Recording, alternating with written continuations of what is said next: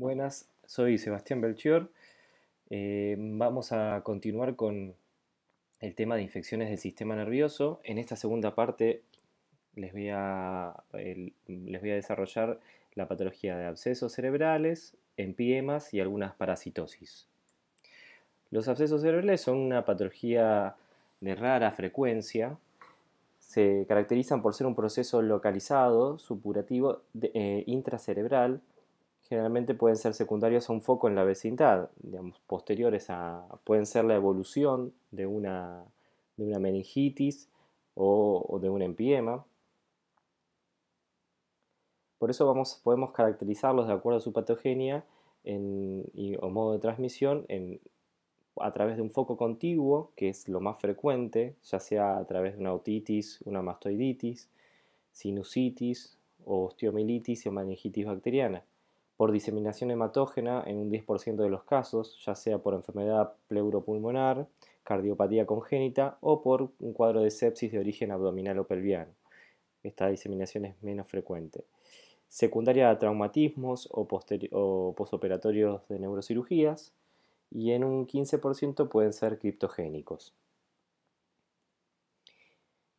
Esta es una imagen de un corte anatomopatológico del tejido cerebral donde vemos una cavidad de un absceso a nivel subcortical. Se definen para estudiar los abscesos 4 estadios evolutivos, primeros 2 estadios de cerebritis y los últimos 2 ya con la cápsula formada. Entonces vamos a tener del día 1 al día 3 una cerebritis temprana con edema cerebral y ruptura ya de la barrera hematoencefálica, una cerebritis tardía del día 4 al día 9, donde progresa el edema y la inflamación y ya empieza a formarse una matriz de colágeno en el interior. Pasada del día 10 al día 13, el tejido cerebral se empieza a necrosar y se cavita, y la cubierta del tejido conectivo va a formar una cápsula que en este caso va a ser delgada y va a continuar obviamente el edema periférico. La cápsula tardía se va a ver después de las 2 semanas, es más fibrosa, va a estar rodeada ya por gliosis y edema, y la cavidad central ya va a estar completamente formada, llena de pus y necrosis, detritus celulares. En cuanto a la microbiología, en un 60% el contenido del absceso es polimicrobiano. Puede ser mixto con 2 tipos de gérmenes y puede ser negativo en un 10%. Dentro de los gérmenes los más frecuentes son los estreptococos en un 60%, pero también vamos a encontrar bacilos gram negativos anaerobios, aerobios y facultativos, y Staphylococcus. El cuadro clínico eh, puede llegar a cursar con pocos síntomas, pero generalmente se da con cefalea intensa, alteración del nivel de conciencia, síntomas inespecíficos como náuseas y vómitos, un déficit focal en un 75%, la fiebre está en la mitad de los casos y las convulsiones también pueden estar presentes. Con respecto a su diagnóstico es importante, bueno, el laboratorio, tanto de la sangre como del líquido cefalorraquídeo. En el hemograma vamos a ver una leucocitosis leve y una eritrosedimentación aumentada. Los resultados del análisis del líquido cefalorraquídeo no son específicos y generalmente hay falsos negativos. En el citoquímico va a haber una hiperproteinorraquia, la glucosa generalmente está normal y los leucocitos puede estar predominio del estirpe linfocitaria, con lo cual no es un líquido característico de una infección bacteriana.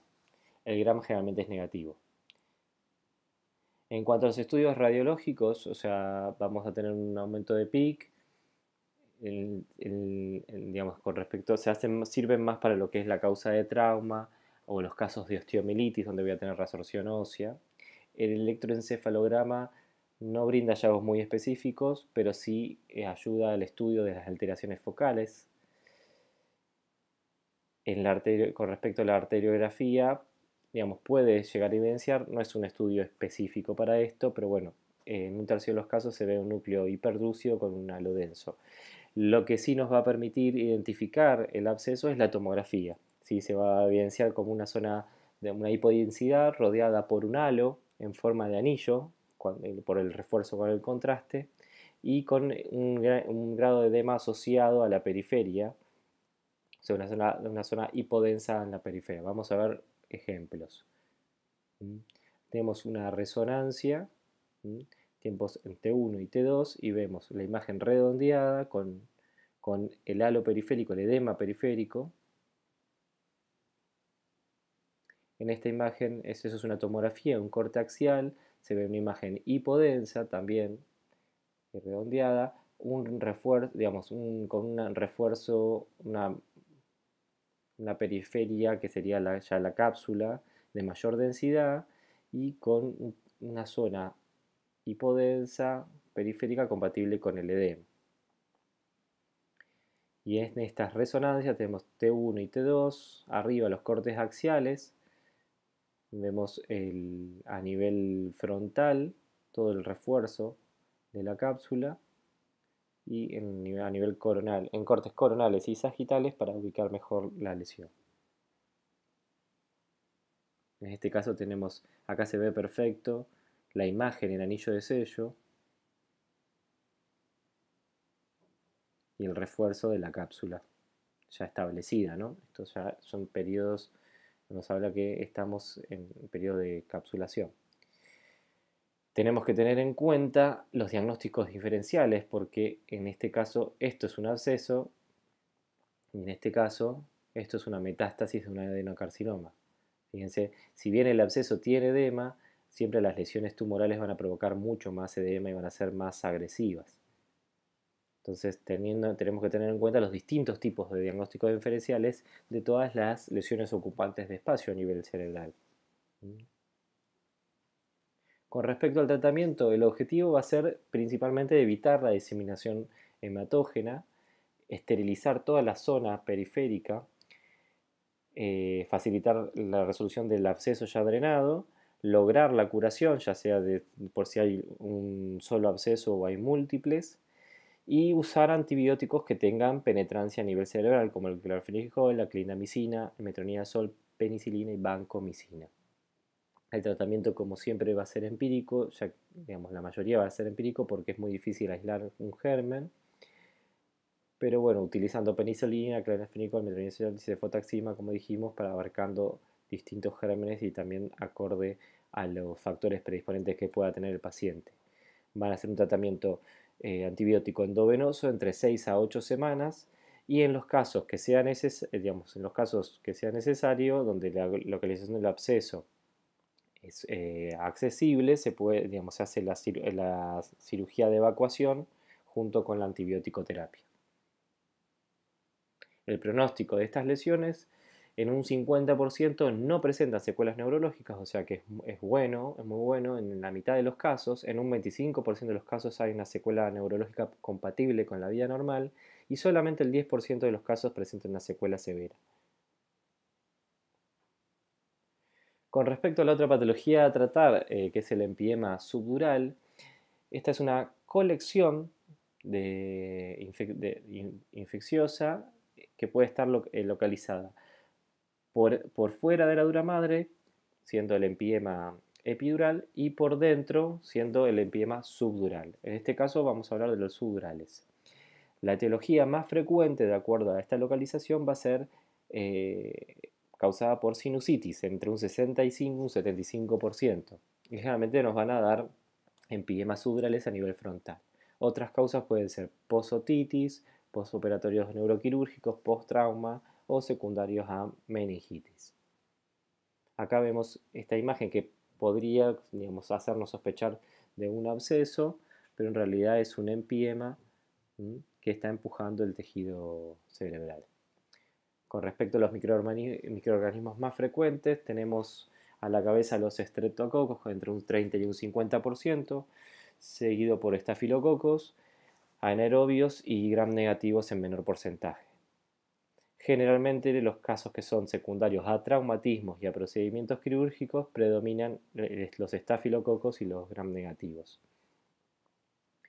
Con respecto a la clínica, vamos a tener un síndrome febril, un síndrome meningio, puede aparecer focalidad y alteraciones en el estado mental y de acuerdo a, digamos, y por irritación de la corteza, en un 45% hay convulsiones. El diagnóstico sí va a ser más imagenológico, aunque el líquido cefalorraquídeo a través del análisis del líquido cefalorraquídeo por punción lumbar también nos puede dar una pesquisa. Pero bueno, la tomografía y la resonancia nos van a, vamos a evidenciar la colección subdural, el refuerzo, el refuerzo de meningio en el caso de si que inyectamos contraste. En este caso tenemos una colección subdural con desplazamiento de línea media. En estos casos tenemos esta, por la imagen podría ser epidural. Obviamente que el contexto, lo que no, o sea, si vemos esta imagen sin tener ningún tipo de información del paciente, podemos pensar que puede llegar a ser un hematoma. En estos casos, la clínica del paciente, la historia, la evolución de este cuadro nos va a permitir sospechar eh, de un caso de un empiema de características infectológicas, ¿no? Bien, y para hablar de parasitosis a nivel cerebral tenemos que hablar de las dos más importantes, que es la cisticercosis y la hidatidosis. La neurocisticercosis es la parasitosis cerebral más frecuente. Generalmente esta es causada por la Taenia solium, en la que el huésped definitivo es el cerdo. El ciclo, digamos, tiene que ver, el hombre termina siendo un huésped intermediario al comer la carne del cerdo contaminada.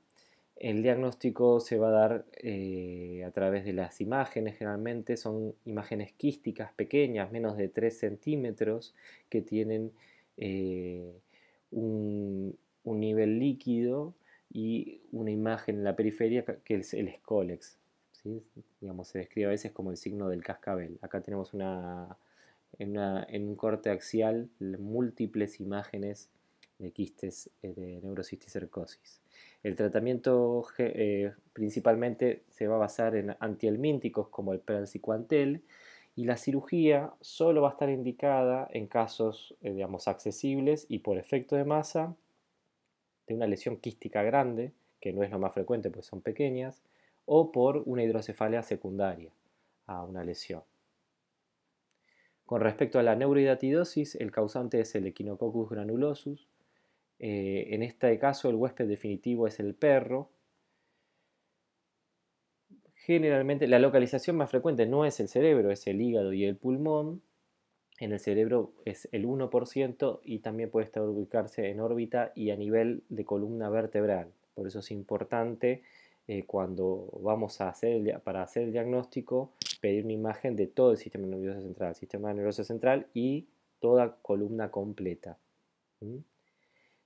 Los quistes son, vamos a ver unas imágenes hipodensas quísticas con poco refuerzo periférico, pero de mayor tamaño generalmente con respecto a la cisticercosis. El tratamiento en estos casos es la resección del quiste completo, siempre evitando la ruptura de este para evitar la diseminación o el shock anafiláctico. Y para terminar, quería recordarles las patologías más frecuentes en los pacientes inmunocomprometidos con SIDA enfermedad. Entonces, para sospechar, digamos, en caso de digamos, que un paciente con SIDA consulte por algún foco neurológico, tenemos que sospechar de la meningitis criptocóxica, la toxoplasmosis, el linfoma primario, la leucoencefalopatía multifocal progresiva, los chagomas, también de acuerdo a la zona endémica, y la neurotuberculosis. Son patologías que hoy en día a veces no las sospechamos porque ya están erradicadas, pero en los pacientes inmunocomprometidos hay que tenerlas en cuenta. Muchas gracias por su atención y espero que les haya servido la clase.